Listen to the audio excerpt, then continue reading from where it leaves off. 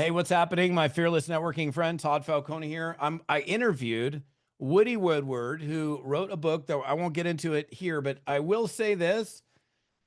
There's something magical about this interview because I just received the copy of this book, which is crazy. The first thing I see is a sticker warning contents may cause record-breaking sales. Now, let me just open it for you real quick because you're going to love this interview. This is a book he sent me, all right? So now here's this is not the book. This is the box around the book. Now I'm going to go quiet for a second because you need to hear this. Hold on a second. Let me open it up. Ready? Here we go. Listen. Todd, thank you so much for letting me be on your podcast. I know you already have a copy of the book, but I wanted you to get the full experience, the marketing piece. There's a video So enjoy inside of where the book's at.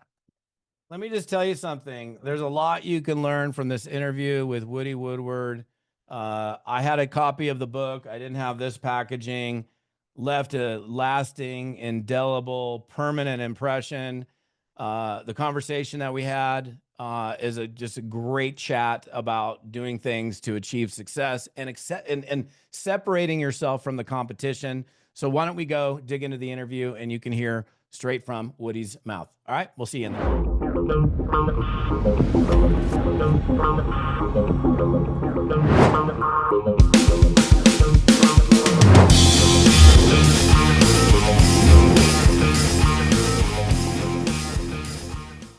Woody Woodward. I love that name, by the way. Woody Woodward. What's happening, my friend? How are you? Good to see you, brother. So happy to be here. Dude, so I was like going through your book and then I'm like, wait, 44 books? This is the 44th, correct? Yeah. I mean, do you do anything else? Like 44 books? That's insane, bro. Well, here's the great thing. Only 3 of them are any good. So it took me 44 to figure out how to do it right. And I'm not kidding. There are, because I have a lot of clients like you do, and I don't give them any of the other books. Like there's like 3 books I'll give, and the rest are garbage. That's funny. Okay, well that's all right. What was your first book? First book is it was 7 books. I dropped 7 at one time because I had so much content. It was called Millionaire Dropouts: Inspiring Stories of the World's Greatest Failures.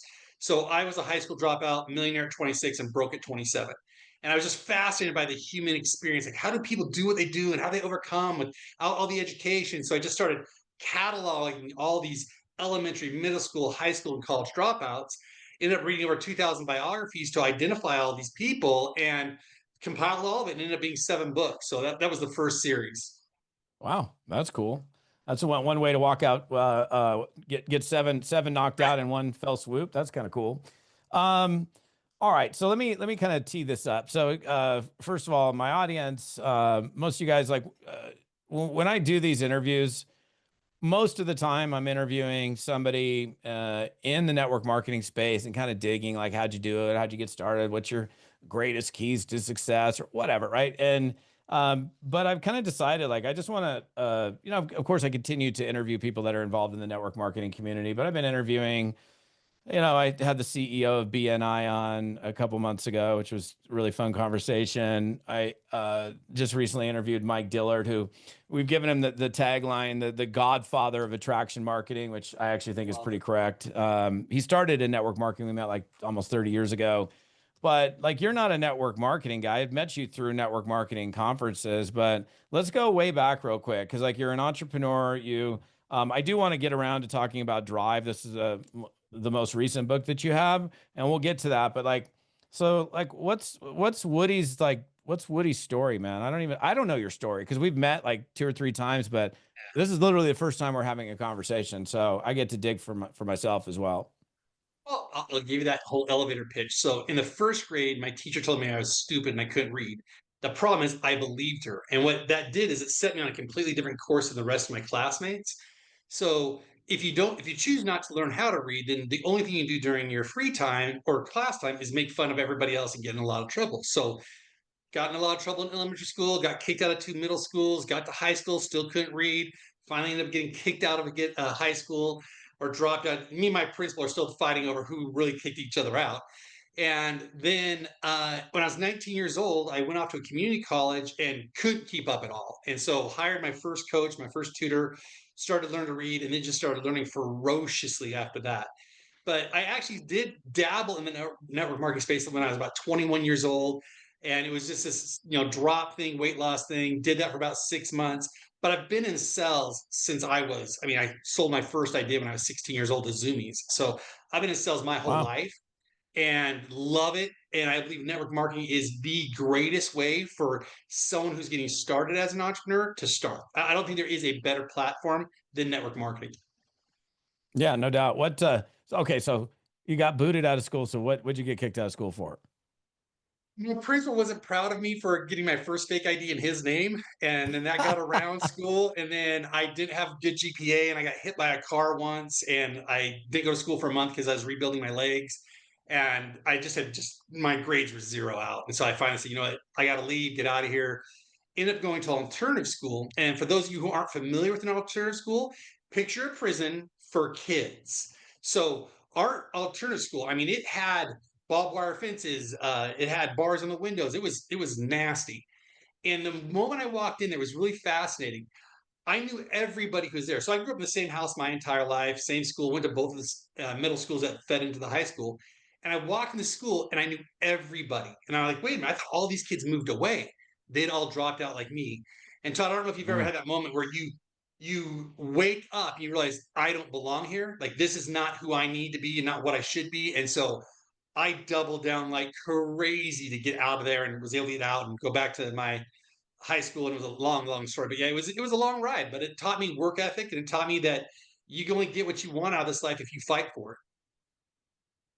Yeah.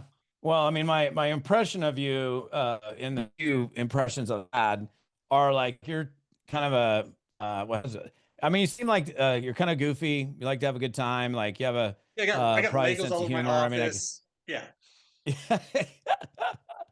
I mean, we a lot of similarities. I didn't get booted out of school. I think my parents would have kicked my butt if I actually got kicked out. But so that I think that kept me. I think the dad's belt kept me in a line. You know that belt where they snap it. You know, Oh yeah. that's That leather that's belt. frightening, man. Um, so you're clearly not 21 anymore. But I don't know how old you are. It doesn't matter. But what do you remember the company you were in at 21 with the drops? What was that? Yeah, we gotta make sure I pronounce it right. Iola. You know what? That is so funny because when you said weight loss drops in a long time ago, I was like Aola because that was the only deal my sister ever did. It was those ephedra drops, Yeah. and you're like head would be tingling. They Yeah, messed me up. That's yeah. why I quit doing it. I got sick from them. Do you remember a guy named Gaius Kazan? Does that name ring a bell?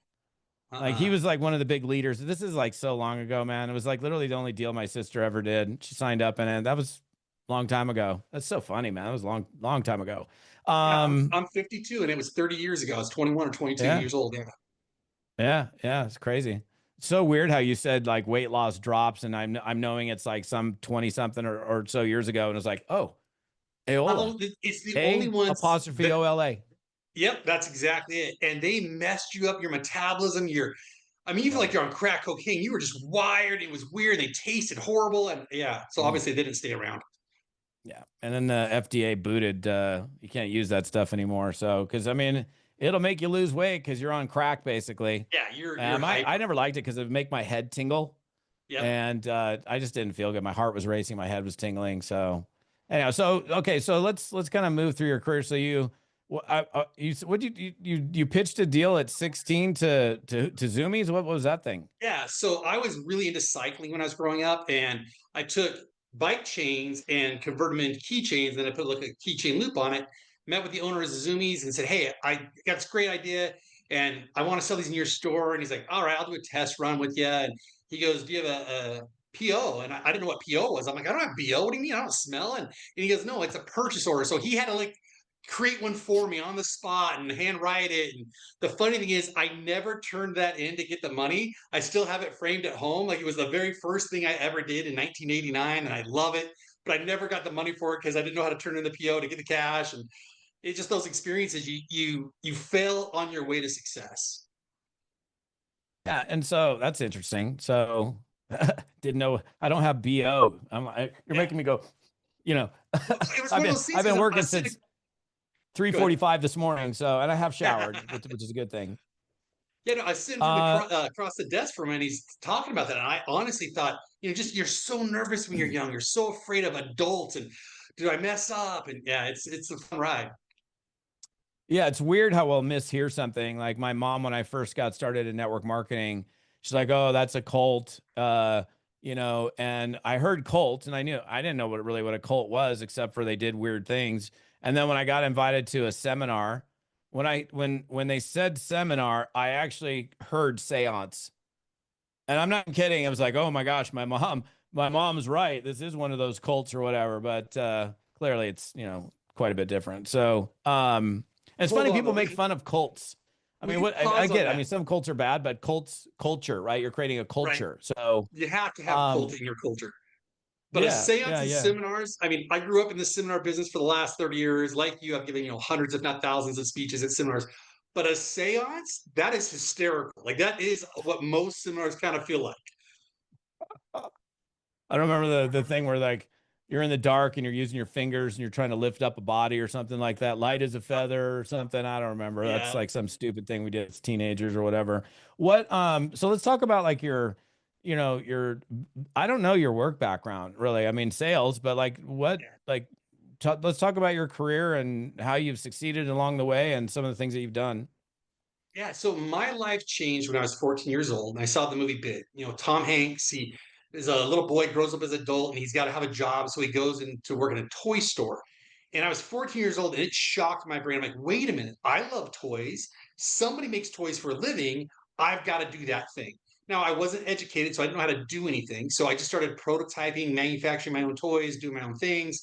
Sold my first idea to Zoomies at 16, and then at 21, I had my own juggling company. I'd sell juggling sticks at fairs and Renaissance festivals. So I'd dress up as a jester and paint my face, like the whole white trash carnival type experience.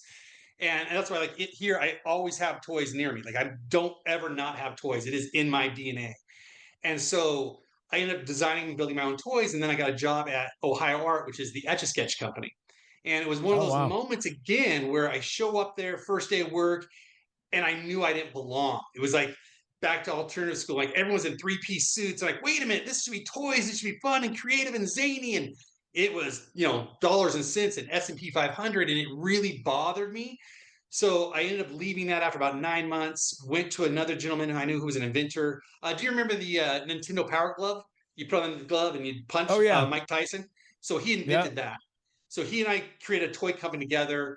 We did a public offering or the IPO part of it, and that's where I got the first $1 million hit. And then uh, it all came crashing down because I left that business and started another business, and he and that business partner ran it in the ground. It was the whole dot-com dot bomb of 2000, so that just leveled us financially, ruined everything, and then rebuilt. Got into mortgages and real estate because I've always loved architecture and design. And we had a mortgage and real estate firm in I think it was 7 states. We did about $100 million in transactions, and so we had a lot of fun just expanding and building. And then I'll never forget because it was my father's birthday. It was uh, August 1 of 2005. I thought I need to do something with my life, like something meaningful. I'd already chased the money and that was unfulfilling. And like grow up in seminars, you hear Tony Robbins, like, I got to do that. And that's when I started writing and speaking and training. So I've now done that for 20 plus years, but it changed everything. Just that consciousness of, you know what? I don't like my life. I'm responsible for my life. I need to go do something else. So that's where we branched off and, doing what I do now. Did you seek out to become a speaker and like that was like that became part of No, your plan?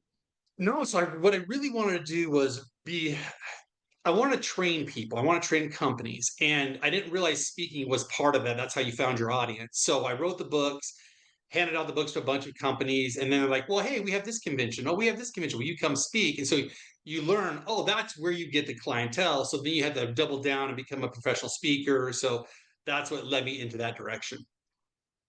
Oh, interesting. I mean, both of us obviously are speakers and I meet people that like, I want to be a speaker one day. I never wanted to be a speaker. I'm a network Yeah. marketer.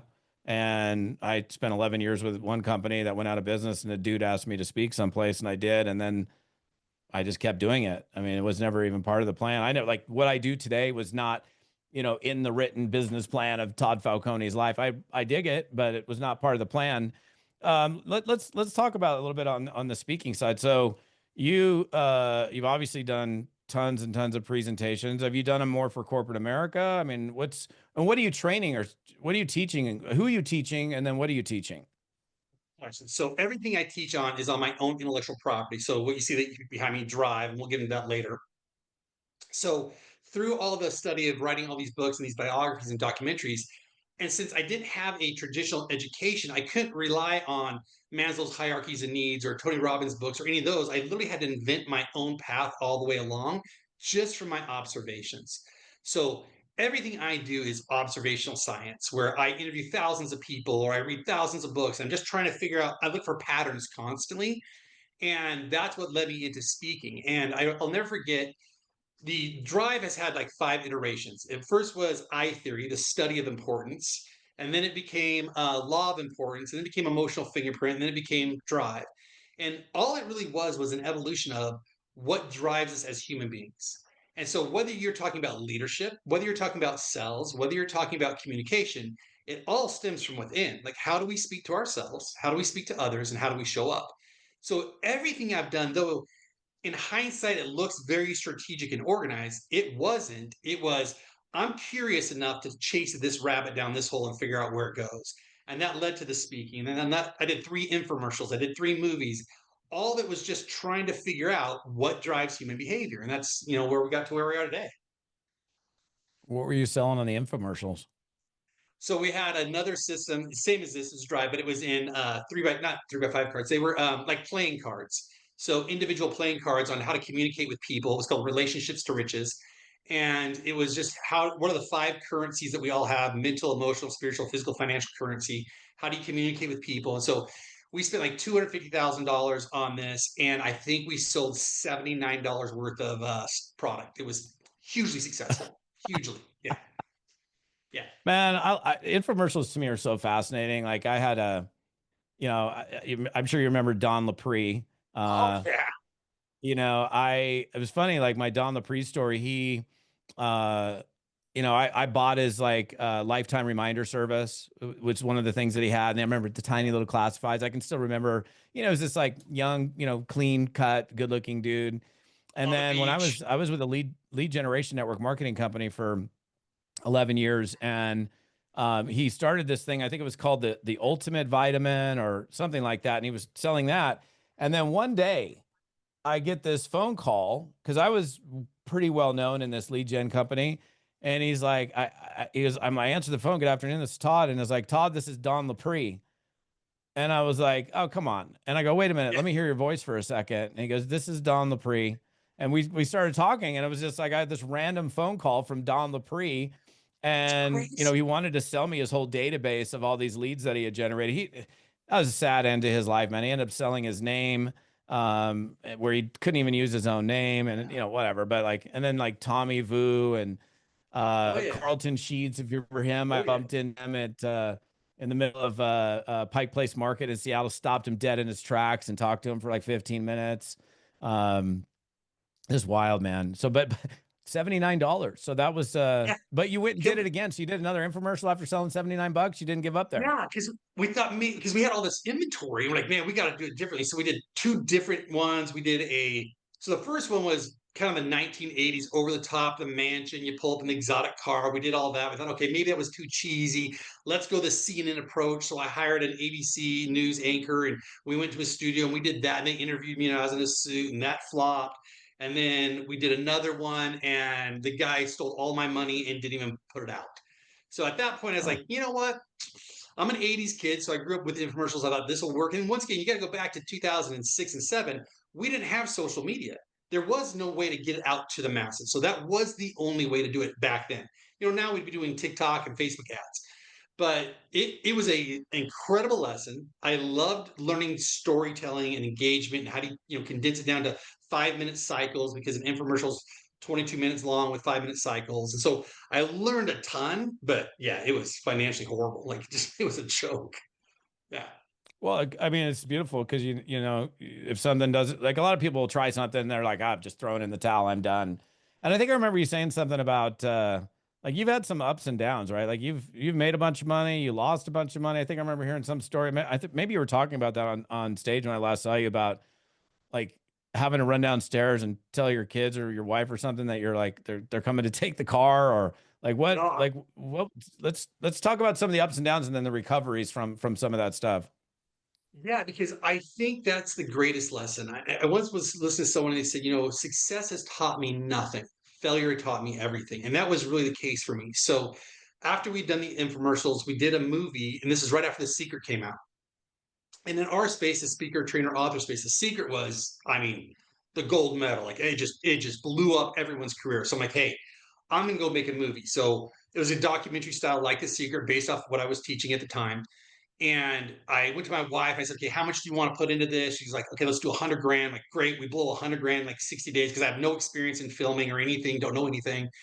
I go back to her again, like, hey, we blew that. What else? She's like, all in. So I go out and I get 35 credit cards and I borrow money from like three different investors and we blow all this money. We make this movie and it's great. We win a bunch of awards at like different film festivals, but we sell like 5,000 DVDs. That's it, like nothing. It gets translated in German and in French. For the network marketing industry, some big guys back there wanted it. So we thought, oh, okay, we're going to take off. We launched it August 22nd of 2008, right before the housing market Ooh, crashed. I was living in Southern California at the time. And then from '08 to 2011, it was just downhill because Southern California was the epicenter of the housing market. As people are buying and flipping homes. And, on my street alone, of the 10 homes on my street, 7 of us went into foreclosure.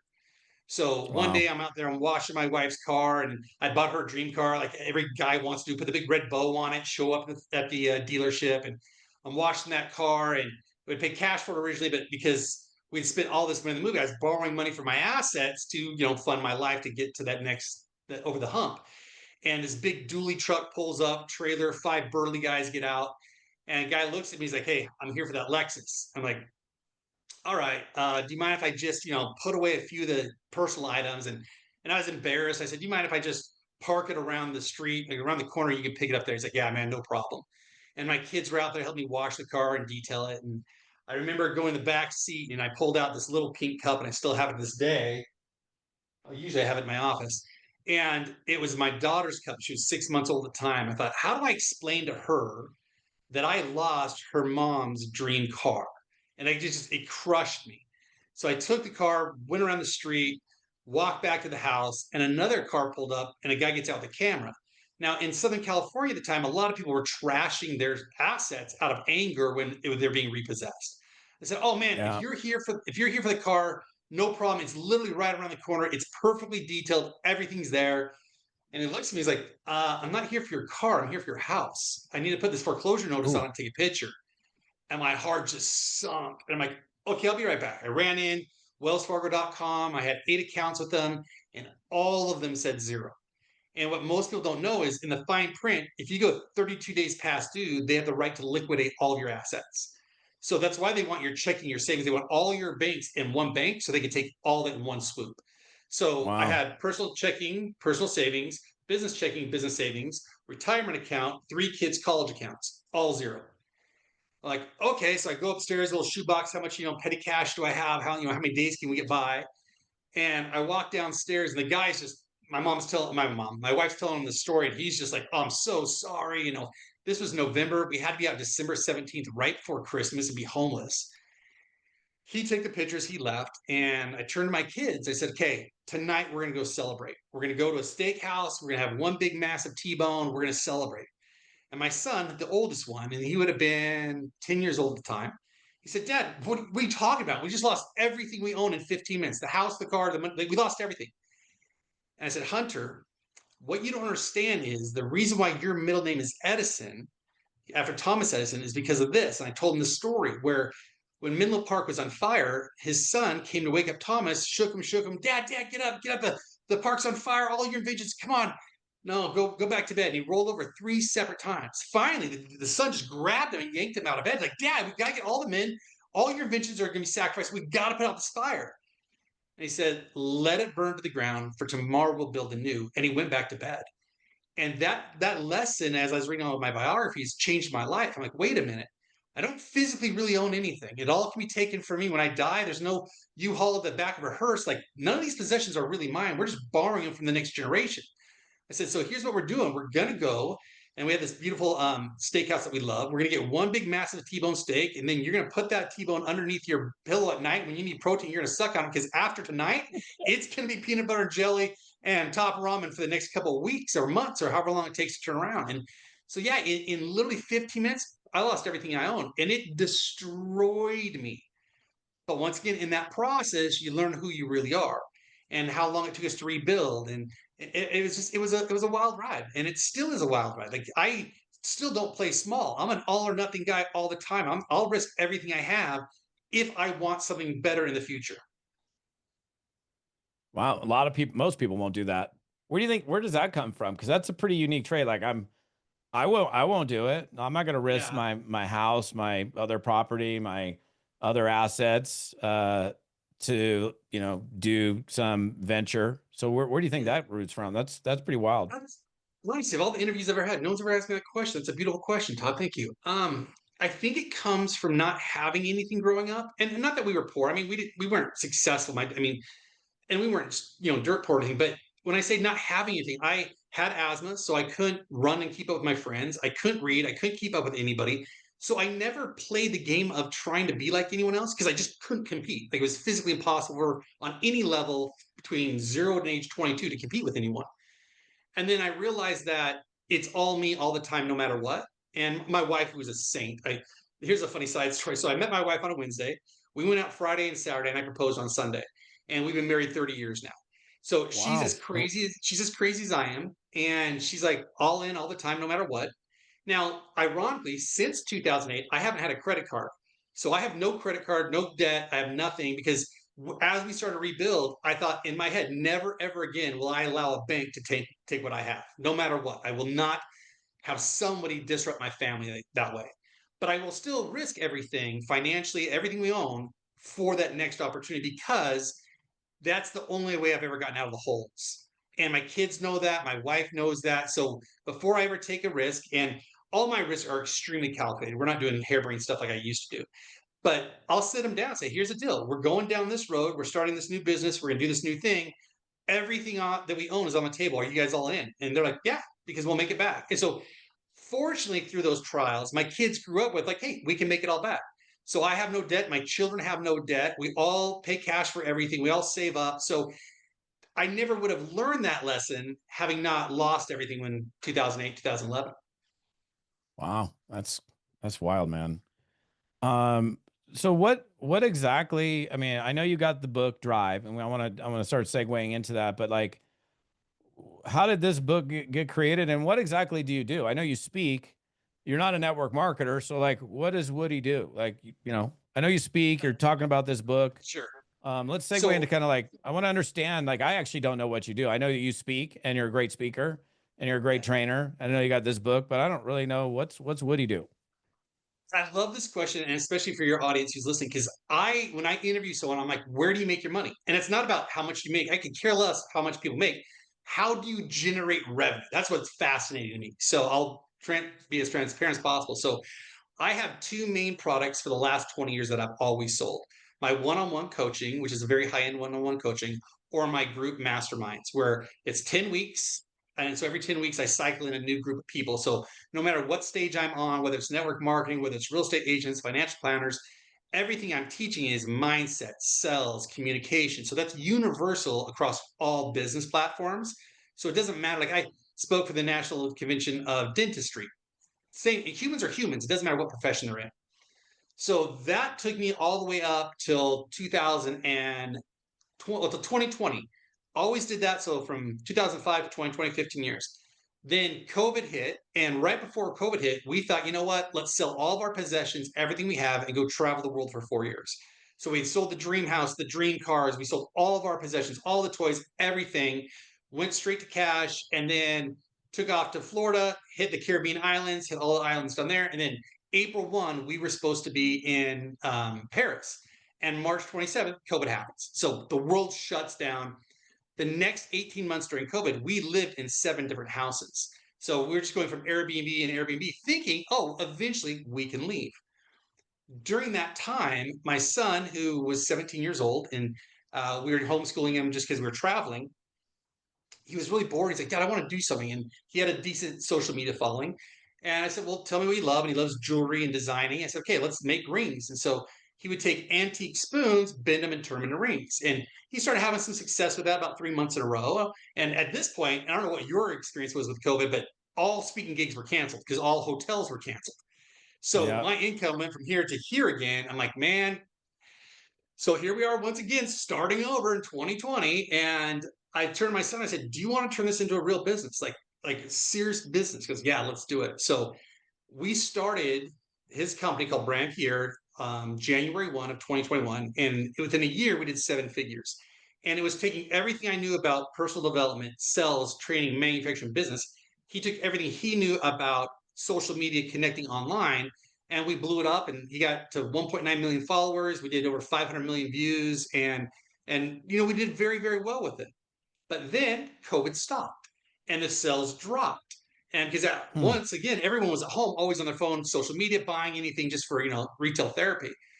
So in that process, I have a technique that I love that has saved me is anytime I'm struggling, I look to authors over 100 years ago. So I read everything from the late 1800s, early 1900s. And here's why.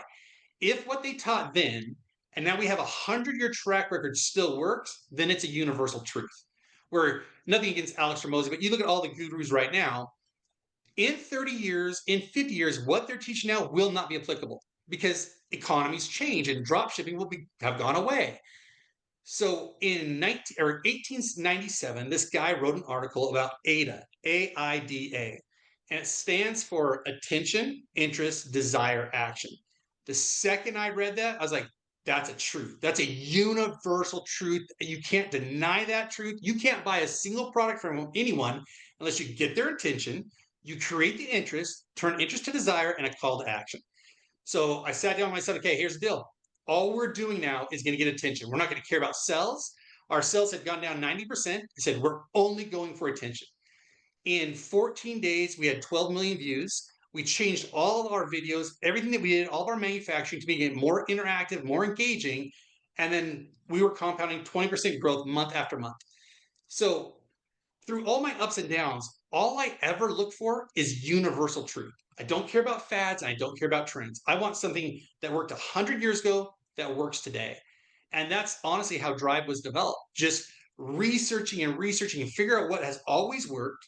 And so in my coaching and training and where I make my money, that's it. I just take universal truths that exist plus the ones I've discovered and I marry them together for companies to increase their revenue. Wow. Well, since you didn't go to college, I did and got a degree in marketing. I do remember AIDA because that is taught and that is universal, It's it's universal universal. truth, attention, interest, desire, action. And that is taught in at the university level in marketing and advertising. So you had to go back to like 1897 to go find it. And it actually taught me something because I didn't know where that rooted out of, but absolutely a truth. So this book, which I mean, just they probably won't be able to see it so much on camera, but it's like first of all, it's a beautiful book. There's color in there, so you definitely didn't go cheap on it. Like I've done books and you know Yeah, my they're not my cheap. I manufacturing mean, cost on that is $18. Like I make 60 cents per book when we sell them on Amazon. okay, so okay, all right. So let's talk about that because it's funny. People are. So I was speaking full time for I don't know 14 years. Very successful speaker, booked nonstop, except obviously during COVID, like all of us. And I get these people like, "Oh, you got to write a book, man, because you're not relevant." I'm like, I think I'm pretty relevant. My speaker fees are pretty high, and I finally wrote a book. It's funny. It took me 2 years and 6 days. It took me 2 years to think about it and 6 days to write it because I finally decided to not think of it as a book, and I thought of it Yeah. as a training. And as soon as I thought of it as a training, it was done in 6 days. But it was, what's interesting, on the book business side, I'll be curious to like dig in with you on this. Like, yeah, you make 60 cents. Like I sell my book, Fearless Networking. I mean, we've always done the free plus shipping offer. I don't know what, I can't even remember what it cost me for that book, $2 or something. I 9.95 in shipping and handling.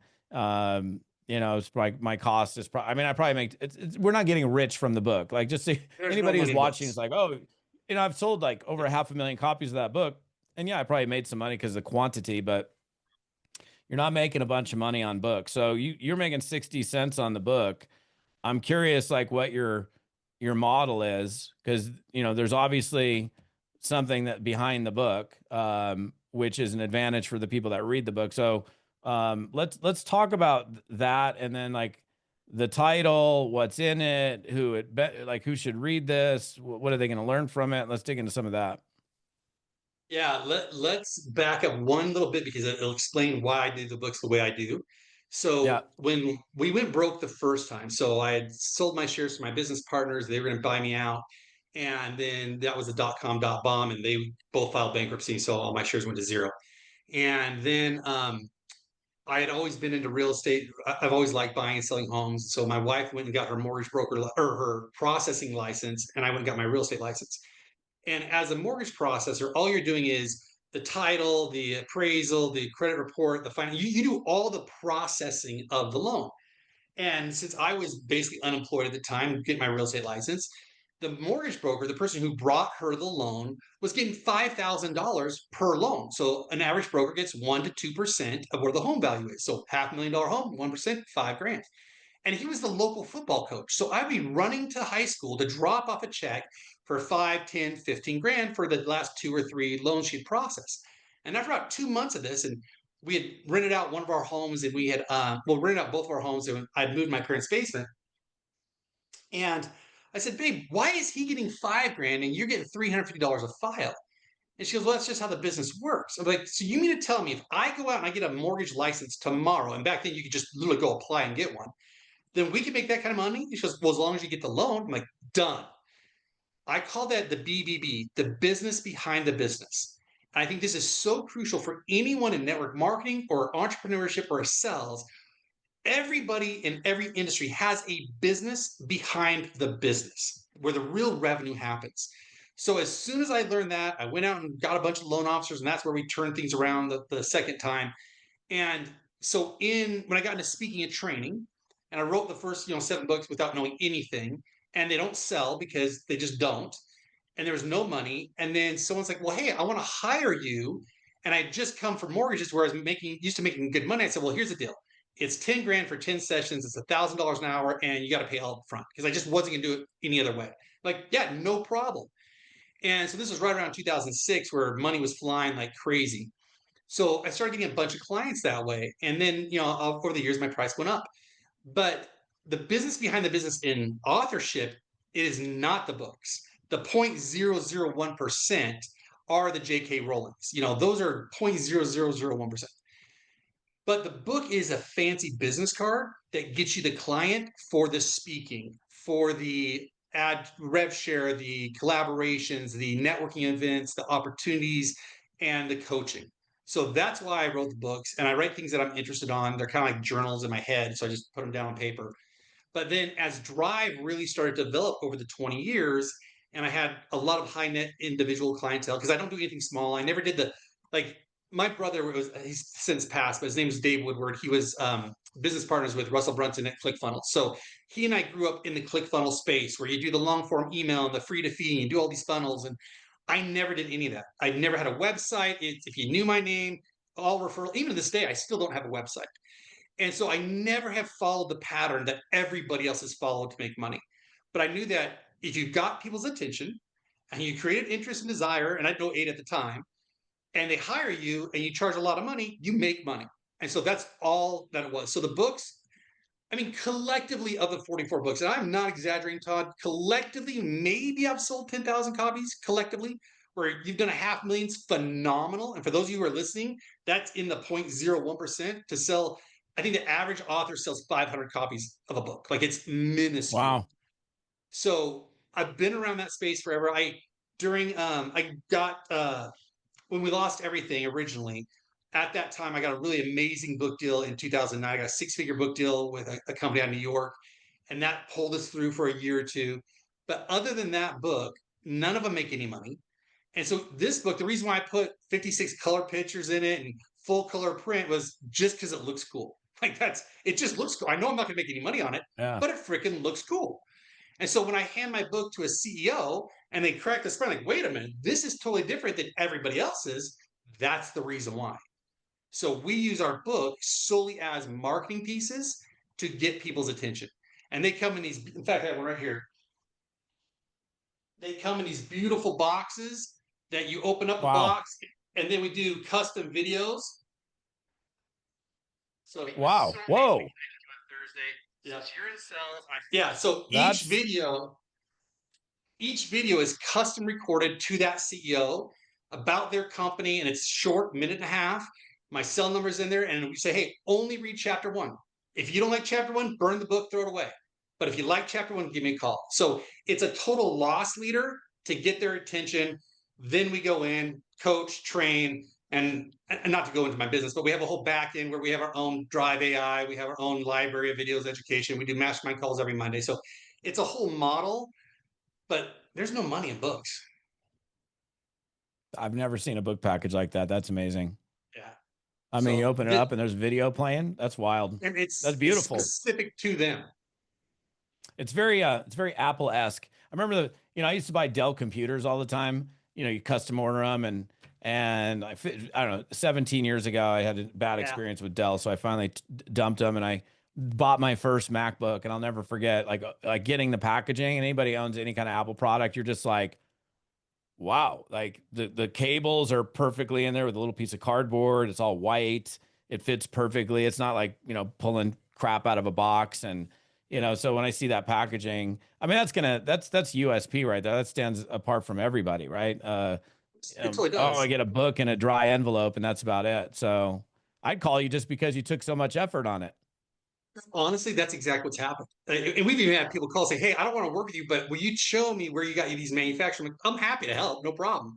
But Yeah. with my background as a toy designer, packaging is everything. So the reason why my books look the way they do, and not all of them, only the last three have looked this way, where I thought people want to have an experience. I want to give them an experience, and I want to differentiate myself from everybody else on the planet. And you only have to differentiate by 2 millimeters, enough to get their attention to get that phone call. After you get that phone call, then it's up to you to do the right, techniques to connect and create value for them.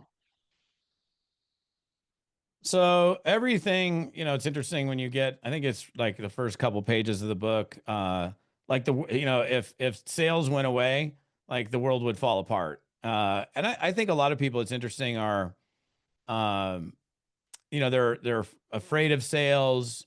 They don't want to be the stereotype that's always thrown out as the used car salesman, the high pressure. They're only concerned about the money. And if I recall correctly, looking through the first chapter, or maybe it was even in the introduction, you kind of lay out this little story, but the reality is like, and like I'm sure you're familiar with the book. Like Tony Jerry wrote a book called "Life is a Series of Presentations," and everything that we do, we're constantly presenting, we're constantly selling. These people, what I think is interesting, and I want we can talk about that, but like in network marketing, a lot of times people, oh, we're what are the no, we share. I'm like, yeah, you might share stories and you share information, but your company is a direct selling, not direct sharing company.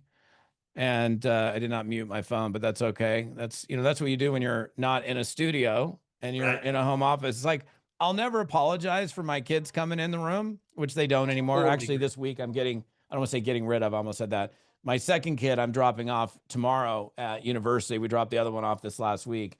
And I always find it fascinating also. It's like, why are you apologizing? When a kid walks in, it's like, oh, that's beautiful, man. You get to work from home. So, what, like selling, doesn't matter what you're doing. Like the whole, like, in fact, you talk about that because like the beginning of the book, you make a really important point that actually pulls you in. It pulled me into the book. So, why don't you share a little bit about that real quick? Yeah. So the whole point of the first chapter, and I knew I was designing the book as a marketing piece, yet it has a lot of meat on the bones. It's not just a marketing piece. But the first chapter, we knew we were going to launch saying, hey, only read the first chapter. Because if I can't get your interest in the first chapter, I don't deserve your interest. So I had to make a compelling argument that if you were to take away all salesmen today, the world would absolutely collapse. Meaning, all hospitals have medicine and life saving equipment because somebody sold that to the hospital. all the farmers had a salesperson sell that produce to a grocery store. Every invention had to have a salesperson get it to market. So if you take away sales, you lose civilization. Then the second aha I had through my research was that sales is the most honest profession on the planet. Like it is, because you think about a doctor, they get paid whether or not you are sick or healthy. My brother died of brain cancer, spent $1 million, and those guys still got paid. They didn't solve it, didn't fix it. No, I'm not saying it's their fault, but an attorney gets paid whether or not you win or lose a case. But a salesperson only makes money when they create value for their customer. And then I take it to the third part was there are con artists and salespeople. So salespeople are a highly regarded profession in my framework. Like to be a salesperson is better than a PhD, is better than a doctor, because without them, that doctor PhD is irrelevant because no one's going to have the product or services to use as a PhD. So where most people get hung up is people don't hate salespeople; they hate con artists. And I substitute the word selling for serving. If you think about when you meet a customer, your only job is to serve them and solve their problem. They will buy any product, service, or message you have to offer if you solve their problem and create massive value. So that's really the premise of chapter one. And then chapter two is my second favorite chapter is missed opportunities. I catalog all the stories of people who miss out on $100 million opportunities, $1 trillion opportunities, and $1 billion opportunities solely because someone did not know how to sell them the right thing. And one of the funniest ones that blew my mind was Sony. They owned, or no, it was Marvel Comics. Marvel Comics was going bankrupt in the late 90s. Sony wanted to buy Spider Man for $5 million. They offered all, I think, 1,000 characters for $10 million. Like, nope, we only want Spider Man. We don't care about the other ones. So that's, X Men, that's Batman, Spider Man, Superman, it's all the other ones. Nope, we don't care. We only want Spider Man. Then they double down and they start building their own and they start doing all the Marvel ones, Avengers, and all that. And then Disney comes in and buys them for, I think it was $5 billion. So Sony had the rights Wow. to a $5 billion asset and only spent $5 million. And so my whole story is, and everything I teach on is we lose 80% of our cells based on what we call our drive. So if you look at your fingers, there are 5 drives, D.R.I.V.E. You speak one naturally, everyone does, but we alienate the other 4. Well, that's 80%. And so, chapter 2, I just catalog all the missed opportunities by people not speaking the right buying language. And so, drive is just learning how to communicate to people based on the native language that they enjoy the most, and then solves this problem because you're communicating the way they want to receive it. Yeah, and that's powerful in any type of sales. It immediately makes me think of because everybody's different. We got our slight differences, our significant differences, and I'm the guy that, all I want to do is just save all of the sunflowers. That's it. I love sunflowers, and you pitch me and you're like, dude, you can get in this deal, make so much money, get all the recognition in the world, you're gonna get rich. I'm like, I don't want to, I don't care. I just want to save that. You just like you lost me. Right. And, Right. I've done extensive study on NLP and sales. And it's interesting how few, there was some statistic I heard recently, like, I think it's like over 80% of all salespeople have never even read a single book on sales. Isn't that crazy? I, I found 3 case studies, Harvard Business Review, HubSpot, and Salesforce.com all did independent studies and found that the average national salesperson only closes 20%. Now, we have what's called the 20/80 rule, and I've been teaching that for 20 years, that you lose 80% of your sales based on your drive, but I never found a third-party validation to prove it. In writing that book, I found those 3 case studies, and it's so accurate because it proves that we are alienating 4 different drives, 80% of the communication, by pitching what we want. So one of my all-time favorite stories is 2 friends who went for a drive, Walter and Arthur. They drive out into this dusty field.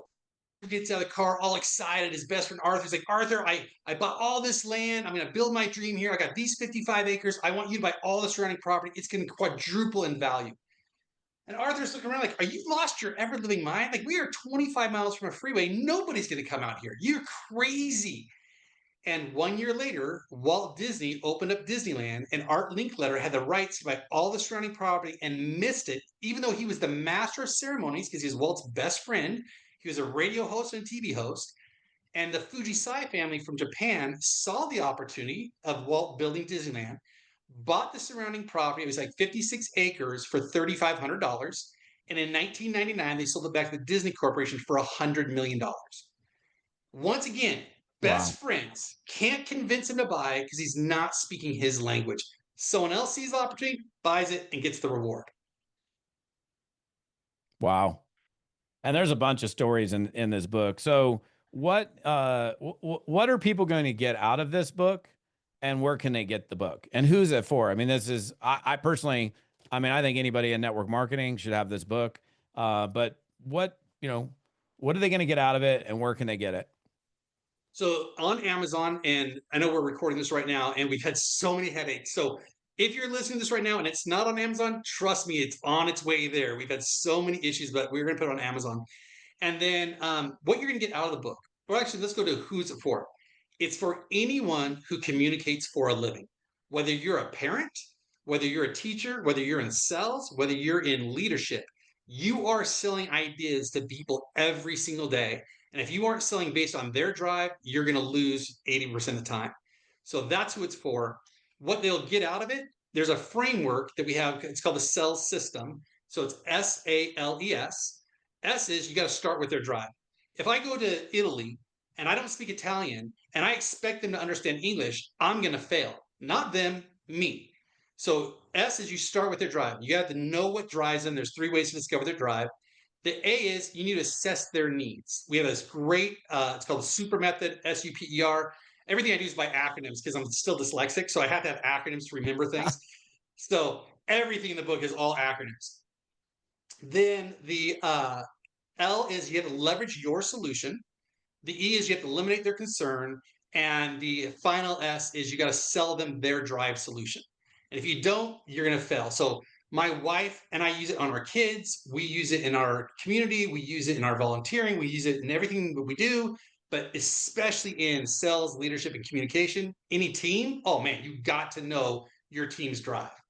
And for those of you listening, if you want to just discover your drive, discoveryourdrive.com. It's totally free. You just put your name, email in there, and you'll get a 2-page handout of your drive, what motivates, inspires, and moves you. Yeah, man. And I mean, when you said like parents, right? I mean, anybody who communicates for a living, or if I want to communicate with my teenager, I mean, how You often are have to we know their drive, communicating with our spouse, our right? kids, our friends, our team? And if we don't understand what moves them, then it goes right over their heads, and they don't listen, they don't hear it. So, brother, man, So I just appreciate you. You're a bundle of energy. I'm sure we could talk for hours because you have clearly got all sorts of there's a crazy, lot fun rattling up in here. stories. All right. So repeat the website again. So Amazon.com. And if it's not there Yeah, yet, then be patient. It'll be there. The it'll be book there is very called shortly. Drive. You can see it right So here. I want to And be what's very the clear. website? It's Drive Sales System because on Amazon right now, my old book Drive Sales is there, and we're trying to take it off because we only want this one on there. So make sure you get the Drive Sales System. It is the better version. Then, if you want to discover your drive, totally free, discoveryourdrive.com. Discoveryourdrive.com. You can have all your team members go on there. We don't blast you, email you, market you. You'll just get a simple email with your drive, your primary, secondary drive, and once a month we might send out a message like, "Hey, here's the book. Here's a free this, free that." But that's all it is. Cool, man. Well, I appreciate your time and all your toys in the background and the Statue of Liberty coming out of the top of your head, There which we is go. great. Okay, I gotta showcase this. So Oh, this side has a wait, I skull can't on really. it. Oh, so Where'd you I find that collect little art. puppy at? My wife and I collect art. So this is called Wow. Death of Liberty. And one side has a skull and the other side has a statue. And so I got this symbolically to always remind me that if we don't fight for our freedom and we don't live in a way that honors and respects our freedom, this is eventually where we end up. Yeah. No, I love that, man. We're on the same page there. So Well, man, I appreciate you, Woody. Thank you for spending time with me. Thanks for spending my time with my audience. I know they're going to appreciate it. And guys, this book is amazing. And it's interesting because the newer book, this one's actually a little smaller, right? In terms of like That's page what quantity. I purposely made it. It's 100 pages smaller. Yeah, I remember that because I've got the other copy somewhere around here. And Yeah. so it's a fascinating read, and it's definitely going to help you regardless of what you do for a living. So Drive Sales System. I'll make sure I put it on my site when we put this into a blog post as well. And if you're finding this on YouTube, I'll make sure the link is there as well. But Woody, man, hopefully I get a bump into you at another speaking gig one of these days, sooner rather than later. Forward to it, Todd. And can I just say this about you really quick? I know your audience obviously knows you, but I want your audience to know how I know you, because to me that was the highest thing that I've had happen to me this last year. So, like you, I've been a speaker for 2 decades, but I never want to ever rest on my laurels. I've read the books, I've written books on it, but I just want to always be better. And so I made a Facebook post like, "Hey guys, I'm trying to become a better speaker. What recommendations do you have? What books? What?" And you reached out to me personally. You said, "Woody, I'm here for you. Call me. I would love to talk to you about it." Like you said, we didn't really know each other. We knew of each other. But for those of you who are listening, I want you to understand something. In some circles, Todd and I could be considered competitors. He and I consider each other contemporaries, people who are in the same line of work who want to up the game for everybody. The fact that he reached out to me personally and said, "Hey, love to help you, walk you through some stuff. Here's my cell number. Call me." That's how we as a society change the world. Through collaboration, connection, and kindness, we change the world. So my hat's off to you. I'm a ride or die kind of personality. You've already made that impression on me. Whatever you need, it's yours, no questions asked. So Todd, you're class act. Thank you. You as well, my friend, and I appreciate that. And I love the note that you gave me inside of the book. It was a very kind note. So I remember you coming up to my table and handing me this book while we were at the ANMP together. So, all right, we'll see you next time somewhere soon, brother. And guys, that's a wrap for today's episode, and we'll see you on the next one.